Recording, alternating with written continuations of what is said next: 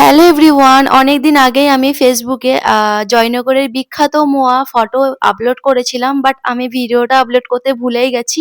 হঠাৎ গ্যালারি ঘাটাঘাটি করার পর আমার ভিডিওটা চোখে এলো, আর আপনাদের সঙ্গে শেয়ার করে নিচ্ছি যেহেতু আমি ভিডিওটা আগে থেকে বানিয়ে রেখেছিলাম। আর মোয়া, এই জয়নগরের মোয়াটা এভাবেই বানাই আমার যতদূর মনে হয়, আর আমি এভাবেই বানানোর চেষ্টা করেছি। খেতে কিন্তু দারুণ স্বাদ হয়েছিল সত্যি। আর তার জন্যে লাগবে হচ্ছে খোয়া। খোয়াটা চাইলে আপনারা দোকান থেকেও কিনে নিতে পারেন, বাট আমি বাড়িতেই বানিয়ে নিয়েছিলাম। এখানে আমি খোয়া বানানোর জন্য ১ কেজি পরিমাণের মতো দুধ নিয়েছিলাম। আর এই খোয়া বানাতে অনেকটাই পরিমাণে টাইম লাগে, ০.৫ ঘন্টা ৪০ মিনিটের মতো। আর ১ কেজি দুধটা দেখুন আমার ফুটে, ফুটে অনেকটা গাঢ় হয়ে যাওয়ার পর আমি এড করেছি হচ্ছে গুঁড়ো পাউডার দুধ। ওকে?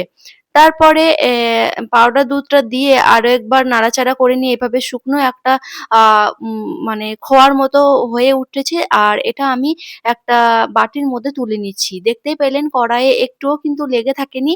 তারপরে এটা জমতে দেওয়ার জন্যে ঠান্ডা হতে দিয়েছিলাম। ঠান্ডা হওয়ার পরই কিন্তু খোয়াটা জমে যায়। আর এদিকে মোয়া মানে খইয়ের যে মোয়াটা বানাবো তার জন্যে এরপর থেকে প্রিপারেশনটা শুরু করছি। ওকে?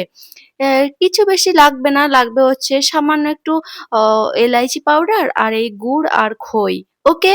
আমি এখানে খইটা কিনে নিয়েছিলাম। এই খইটা একটু ছোট ছিল। চেষ্টা করবেন একটু বড় লম্বা ধরনের খইটা নিতে, তাহলে বেশি ভালো লাগবে মোয়াগুলো খেতে। গুড় আর পানি দিয়ে আমি চাসনি বানানোর পর এখানে খইগুলো আমি ঢেকে দিয়ে দিয়েছি। তারপরে কিছুক্ষণ নাড়াচাড়া করে ঢাকনা দিয়ে দিয়েছিলাম।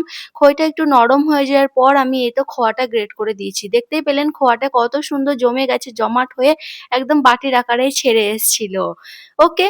তারপরে আমি খোয়াটা অর্ধেকটা পরিমাণে এই খইয়ের মধ্যে এড করে দিব।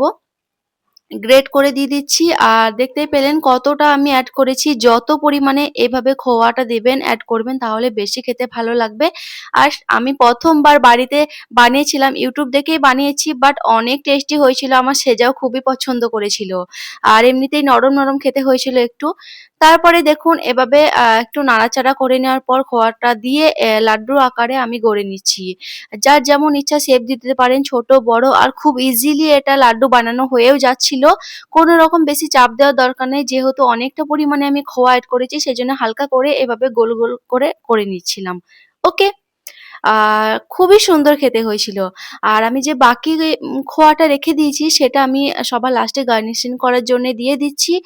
চাইলে গার্নিশিং করার ফলে দেখতেও ভালো লেগেছিল জিনিসটা, আর খেতেও কিন্তু দারুণ হয়েছিল। এটা চাইলে স্কিপ করতেও পারেন আপনারা।